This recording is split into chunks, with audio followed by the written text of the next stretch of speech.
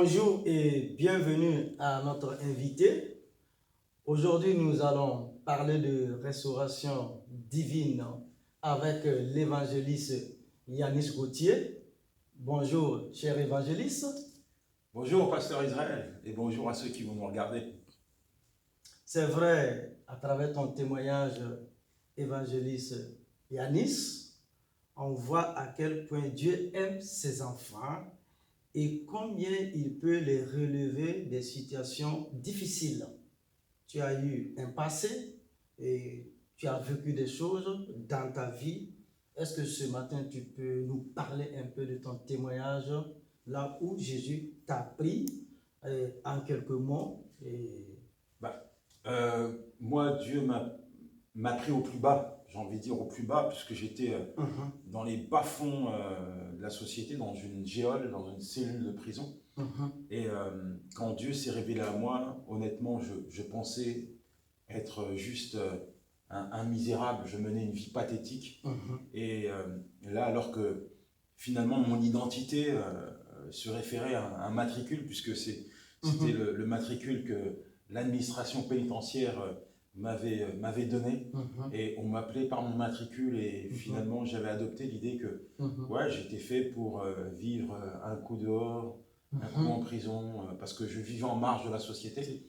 Bien sûr, en amont, il y a des souffrances qui étaient liées à l'abandon, à la drogue, à la violence. Et puis voilà, donc j'arrive en prison, Dieu se révèle à moi. Et quand je découvre son amour,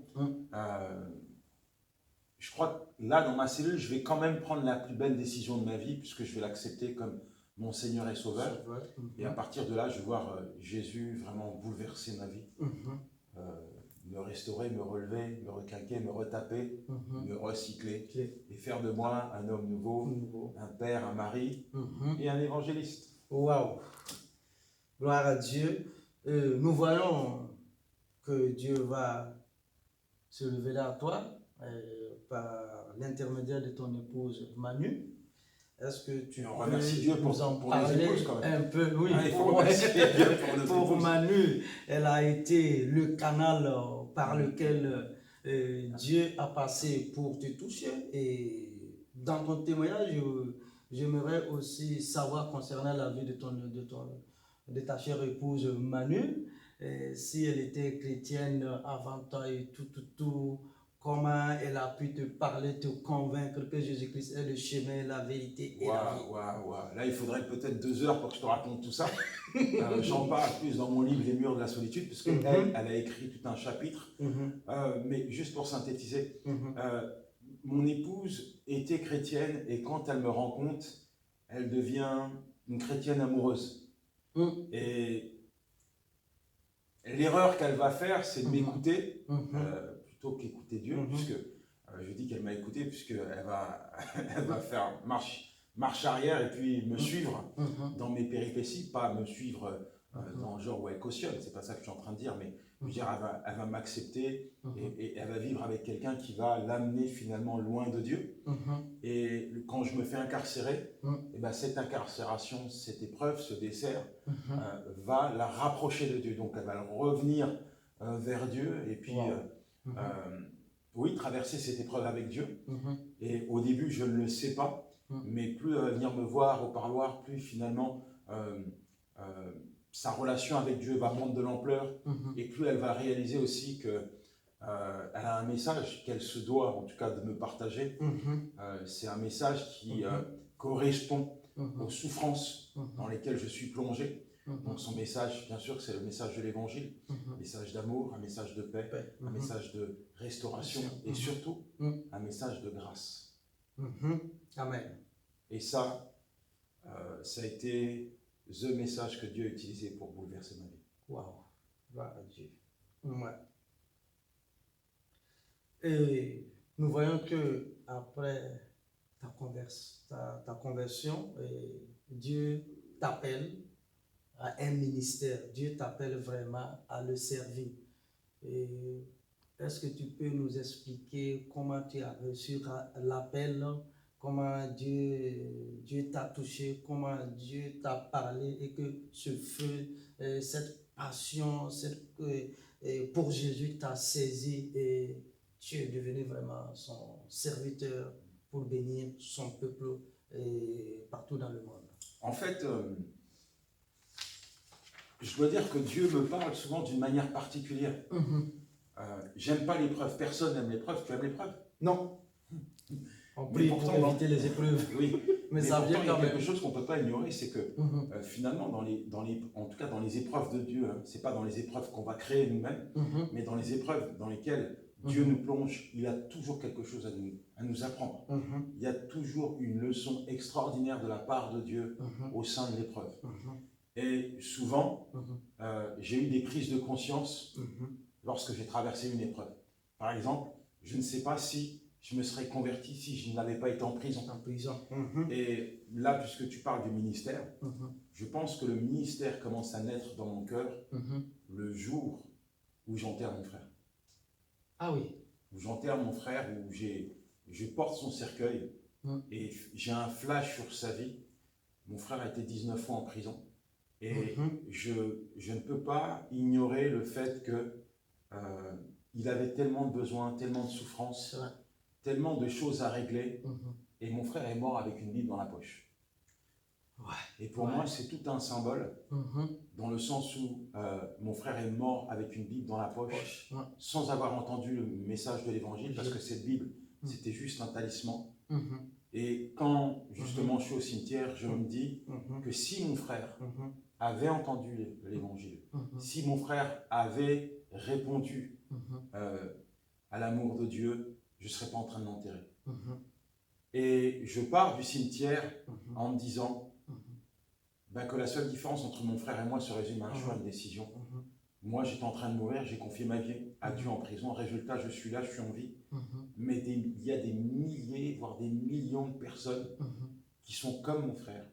C'est-à-dire qu'ils ne sont peut-être pas morts physiquement, mais ils sont morts spirituellement.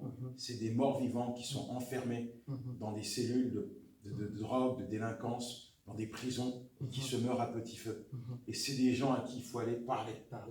Alors là, Dieu me dit, Yanis, tu n'as peut-être pas pu parler à ton frère, mais tu peux aller parler à d'autres personnes qui ressemblent à ton frère. Je ne veux pas dire, je me suis senti revêtu d'une mission, c'est pas ça que je suis en train de dire. Mais j'ai vraiment senti l'amour de Dieu frapper à la porte de mon cœur en me disant, Yanis, je veux t'envoyer. À toi de décider. Dieu travaille avec ceux qui veulent travailler. À toi de faire le choix. Donc moi, j'ai choisi ma voie. Et j'ai choisi de suivre Dieu. Résultat, j'ai jamais été autant présent que depuis que j'ai donné ma vie à Jésus. Et chaque jour, ta vie est une bénédiction, une source de bénédiction pour l'Église du Seigneur.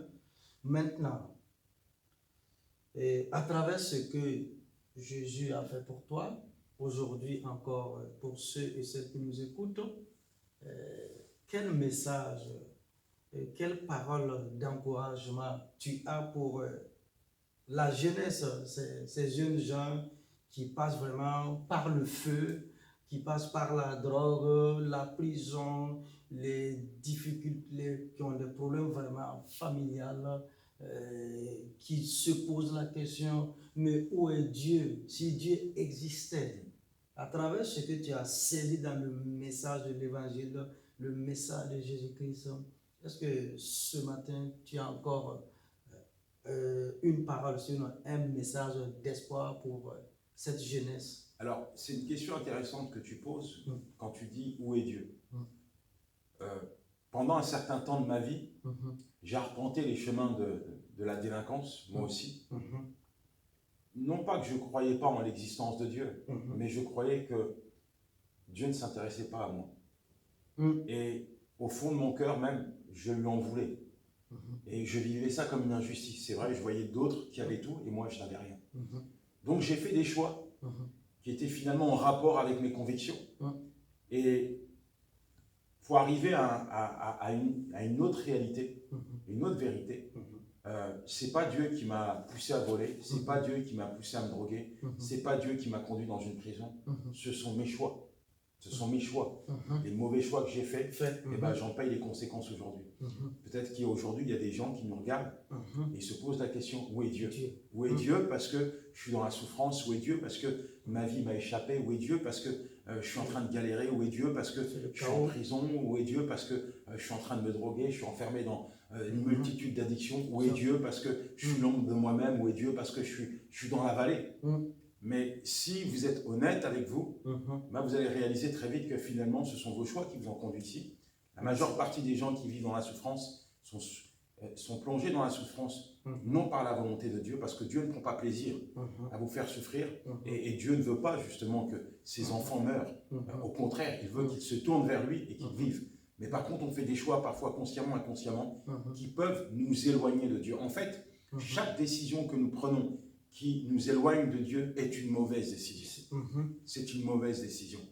Il y a un texte dans la Bible, dans le livre de Jérémie, chapitre 29, verset 11, où il est dit « Car moi, l'Éternel, je connais les projets que j'ai formés sur vous, des projets de paix et non de malheur, car mon désir est de vous donner un avenir et de l'espérance. » Parfois, quand on fait des mauvais choix, on a l'impression qu'on gagne beaucoup. Je fais un mauvais choix, mais je vais récolter quelque chose. Je vais récolter de l'argent, je vais récolter de la joie. En fait, je vais récolter ce qui correspond finalement aux standards de ce monde. Mais ces mauvais choix qui nous éloignent de Dieu ne font que nous appauvrir. Ne font que nous appauvrir. Moi, j'ai fait des mauvais choix, et même si j'ai eu de l'argent, même si j'avais des beaux bijoux, même si je partais en vacances, même si je ne me refusais rien, mon âme était pauvre. J'étais pas en paix, j'étais imprégné de tristesse, et ça a été un cercle vicieux parce que j'étais obligé de me déconnecter de la réalité à coup de drogue, à coup de cachet, à coup d'alcool, parce que cette vie, elle me faisait peur et je ne l'aimais pas. Mais un jour, alors que j'étais au plus bas, j'ai fait un bon choix. Je me suis tourné vers Dieu. Et finalement, ce bon choix que le monde n'aime pas vraiment faire, parce que ils pensent que donner leur vie à Jésus, c'est abandonner quelque chose. Non. Donner ta vie à Jésus, c'est renouer avec la paix, c'est renouer avec la joie, c'est le repos pour ton âme, et surtout, c'est entrer dans les projets de Dieu. Si tu ne marches pas avec Dieu, eh ben, tu marches sans Dieu. Et forcément, si tu marches sans Dieu, tu ne peux pas voir les projets de Dieu s'accomplir. Moi, à partir du moment où j'ai renoncé à mes mauvais choix et que j'ai permis à Dieu de venir écrire son histoire dans ma vie, eh bien, je suis entré dans les projets de Dieu. Résultat, pour finir, Pasteur Israël, je suis devant toi. Hier, je gagnais beaucoup d'argent parce que je faisais des mauvais choix. J'ai fait un bon choix, j'ai donné ma vie à Jésus. J'ai plus d'argent. Mais j'ai Jésus dans mon cœur, le bonheur, et c'est la paix, c'est le bonheur, c'est le repos pour l'éternité. Finalement, Dieu m'a donné tout ce que je ne pouvais pas m'acheter. Amen. Amen. Ah, gloire à Dieu. Vraiment, merci, évangéliste, pour ce beau témoignage qui édifie et qui fait du bien à notre âme, à notre vie. Maintenant, je vais te proposer, pasteur, pour que nous puissions prier ensemble, afin que Dieu puisse restaurer son peuple, renouveler son Église, ces hommes et ces femmes qui passent par le feu de l'épreuve, par des difficultés, par la maladie, puisque à l'Église Centre Bethel, cette année 2020, c'est vraiment notre année de restauration divine, où Dieu a parlé par la bouche de son prophète Jérémie, bien sûr, au chapitre 29, le verset 11. Car je connais les projets que j'ai formulés sur vous, projets de paix et non de malheur, afin de vous donner un avenir et de l'espérance. Et j'aimerais vraiment, ce matin, sinon ce midi, de prier pour la jeunesse. Jésus a besoin de cette jeunesse. Jésus a un projet pour leur vie, afin qu'ils soient renouvelés, qu'ils soient restaurés, pour que la gloire et l'honneur reviennent à notre Dieu.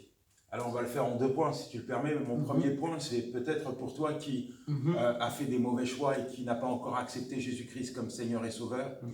Là où tu es, derrière ton écran, une simple prière suffit pour que tu puisses entrer dans une nouvelle vie avec Jésus. Dis simplement, Seigneur, Je te demande pardon pour mes péchés. Aujourd'hui, je t'accepte comme mon Seigneur et mon Sauveur.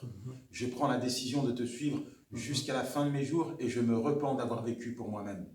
Voilà, alors que tu as fait cette prière, je te confie dans les mains de Dieu et je crois, j'ai même la conviction que Dieu va s'occuper de toi.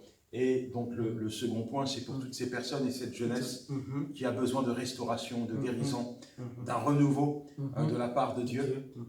Nous te prions, Père, pour ces gens qui sont connectés avec nous. Te demandons de poser ta main sur eux, toi qui es le Dieu de la restauration. Quelles que soient, Seigneur, les blessures, les douleurs, les lourdeurs de l'épreuve, je te demande, Seigneur, de venir les rassurer. Tu es notre berger, celui qui nous accompagne, même au sein de la vallée sombre de la mort, tu es présent, tu ne nous abandonnes pas. Alors merci, mon Dieu, de poser ta main sur ceux qui sont au fond de cette vallée et tu les élèves, Seigneur, sur ta montagne, ta haute montagne, Seigneur, là où règne ta gloire et ta présence. Merci aussi, Seigneur, pour ces jeunes qui sont interpellés cet après-midi par ton message. Pose ta main sur eux, garde-les du filet de l'oiseleur, préserve-les et fais d'eux, Seigneur, une jeunesse, Seigneur, plein de zèle, passionné par ton œuvre. Merci, mon Dieu, parce que tu vas les utiliser aussi comme des instruments de gloire, de puissance, afin qu'ils puissent témoigner de ton amour à leur égard, partout où ils vont, Père, dans le nom de Jésus. Amen. Amen. Et nous en profitons, Pasteur Israël, pour te souhaiter un bon anniversaire. Amen. Gloire à Dieu. Que Dieu te bénisse. Amen. Je ne sais pas quel âge tu vas avoir. J'ai entre 40 et 50 ans. Mais pour les cheveux blancs, on dirait 60. Hein. Là, c'est les cheveux blancs du ministère. C'est la sagesse. Amen, amen. Dieu te bénisse, tu es une bénédiction pour la France. Amen, amen. Et je prierai pour toi et pour le ministère, que Dieu puisse Merci. Élargir Merci beaucoup, cher évangéliste. votre vision et l'espace de votre tête. Amen, amen. Merci d'avoir accepté l'invitation. L'Église a été richement bénie, ainsi que le peuple de Dieu. Vraiment que Dieu continue à t'apporter grâce et bénédiction. Et à vous aussi qui nous écoutez. Voilà, Dieu vous appelle. Et ce témoignage, cette prière, c'est pour toi. Que Dieu vous bénisse et au nom de Jésus. Amen, amen, amen. Amen.